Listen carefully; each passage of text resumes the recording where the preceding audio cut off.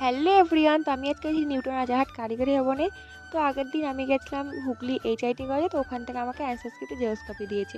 ওই জেরক্স কপিটা আমাকে কারিগরি ভবনে গিয়ে জমা দিয়ে আসতে হবে। তো দেখো রেডি হয়ে আমি বেরিয়ে পড়েছি, ট্রেনে উঠে পড়েছেন। তারপরে এখন প্রকৃতির সুন্দর দৃশ্য দেখতে দেখতে আমি যাচ্ছি কলকাতা।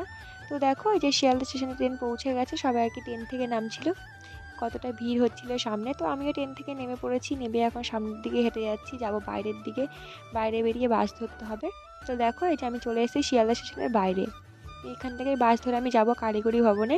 তো বাস ধরার জন্য চলে এসেছিলাম রোডের এখানে। তো দেখো এই রোড থেকে কিছুক্ষণ ওয়েট করার পরে বাস পেয়ে গেছিলাম।